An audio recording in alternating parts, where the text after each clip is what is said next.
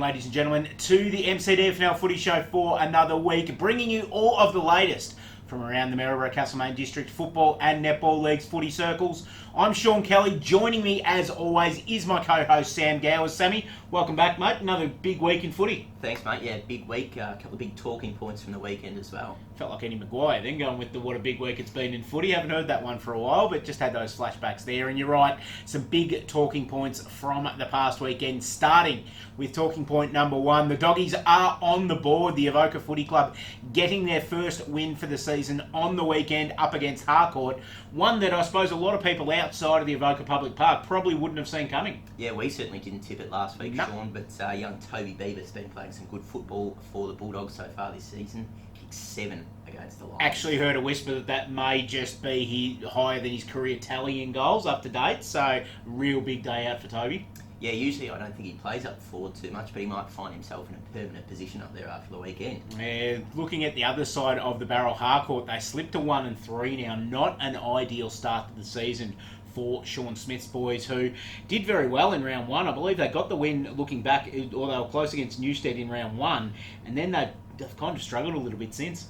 Yeah, I think they got the win over Maldon. Maldon in round two, that's it. But apart from that, yeah, it's been pretty slim pickings for the Lions. Shaun Smith will be keen to see them pick up their game. Yeah, he will indeed. Talking point number two, and I suppose looking a little bit ahead this week with the WorkSafe Community Championships coming up in a fortnight's time up against the Horsham District League. Preparations going along very swimmingly. Training has started, I believe, Sam, and the coach, Luke Tracy's got them going along very nicely. Yeah, spoken to a couple of boys in the interleague squad, and they reckon everyone's up and about, very keen. LT's doing a great job handling the trainings, and I think we're going to head out to Carisbrook next week to have a chat with the great man himself. We are indeed. Next week's show will be from Royal Carisbrook Recreation Reserve. We'll have a chat with Luke Tracy about the WorkSafe Community Championships game against the Horsham District Football League. We might send Sammy out on assignment as well and see if he can't grab one of the players and do a quick Vox Pops 1 minute inside 60 style with one of the players next week on the Footy Show to give us some extra interleague content.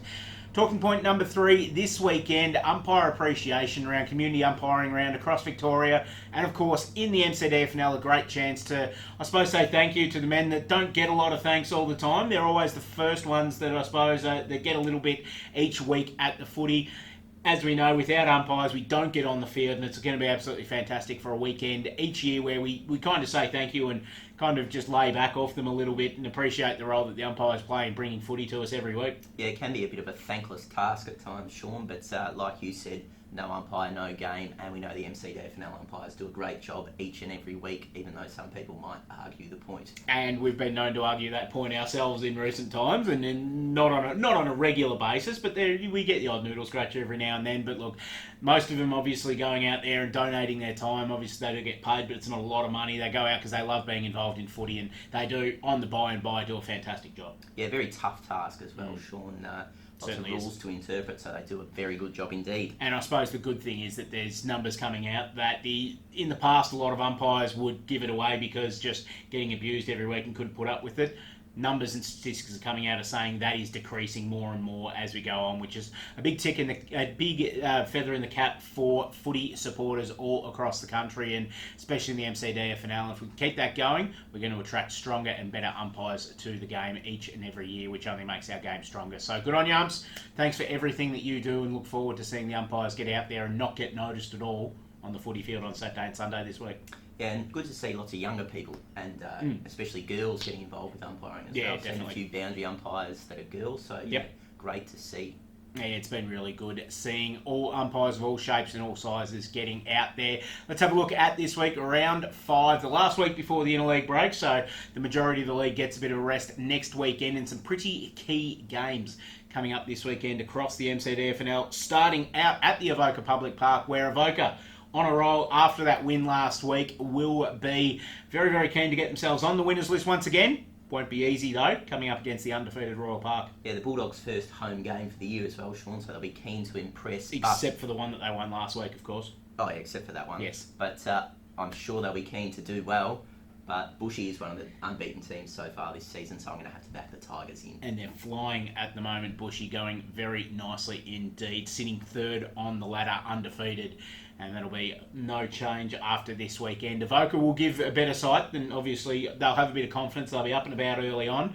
Good to see Carl Lewicki playing some good footy for Avoca as well. A name from the past that I've come across in footy circles throughout recent years, and a very, very good player in his own right. So good to see him up and about and kicking goals for Avoca.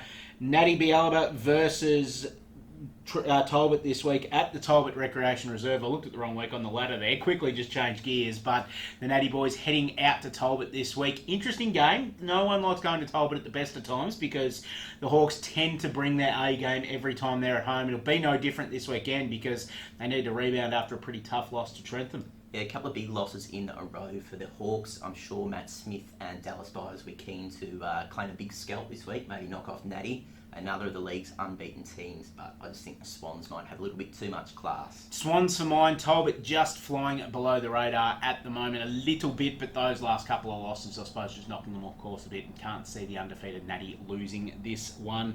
Lexington taking on Carisbrook at the Lexington Reserve this weekend. These two teams normally, this is one of the matches of the season.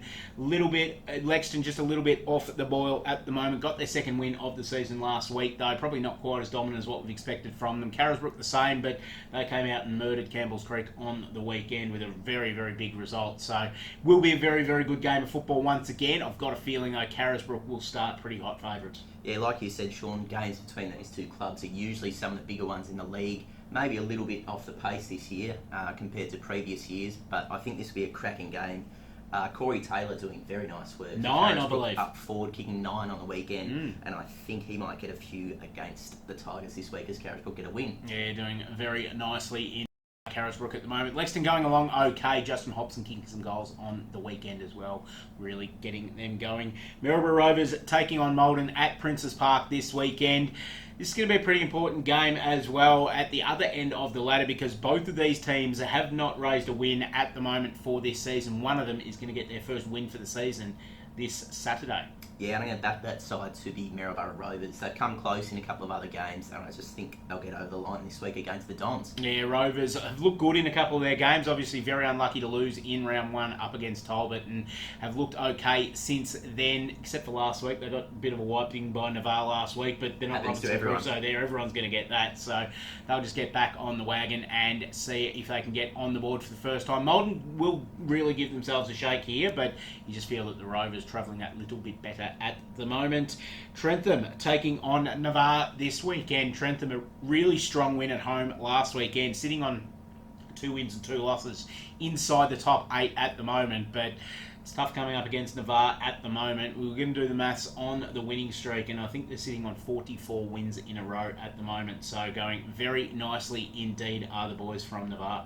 Yeah, like we always say, Trentham just fly under the radar a little bit during the off-season. No one really knows too much about them. They've shown this year that they've improved greatly. This is going to be a real test of where they're at. Obviously, you can't tip against Grasshoppers. You can't. Hopefully, we see the Saints give them a bit of a shake. Playing the kids too, which has been really, really important for them. They Jake Keogh in their best players last week and really starting to reap the benefits of what's been a strong junior program in the last few years at Trentham, and some young players really getting some opportunities, and it's going to be a good learning experience for them against the benchmarks of country football this weekend.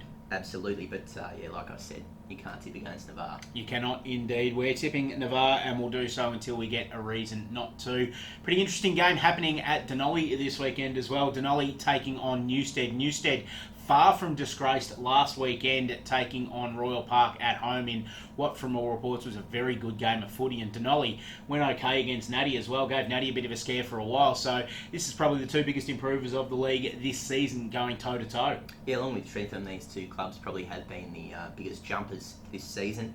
I'm going to back Newstead. I just think they've got a little bit too much goal-kicking firepower, including their midfielders. We saw Ethan Ford kick a couple on the weekend, so I think the Roos will get the job done. Yeah, look, I'm thinking Roos as well, but I'm not overwhelmed by it because Denali's been in pretty good form this year. You obviously would have had a good look at them last week and going along okay at the moment. Luke Kirkland kicking goals, Justin Laird looking like a very, very good player, and they've got some players over from the Ballarat League like Brett Cook and guys along those lines that are looking very good as well. So sing no sad songs for Denali at the moment. Playing a really good running brand of football, so it was a good match against Natty last week, who we know like to run as well. But yeah, like I said, I think the Roos will get the job done here. Yeah, I'm going to go with Newstead as well. And then Sunday football returns in the MCDFNL this weekend, and it's a pretty big one. It's the local derby, Harcourt taking on Campbell's Creek, and both of these sides very much looking to get back on the winners list this week. Campbell's Creek upended by Carisbrook last week. We've spoken about Harcourt already with their loss to Avoca. Both these teams very, very keen to get back on the winners list, as we mentioned. Harcourt, do they start favourites at home? I think maybe. Yeah, probably Harcourt start favourites for me, Shaun. Like you said, local derby, plenty on the line in this one. Both teams looking to get their seasons back on track.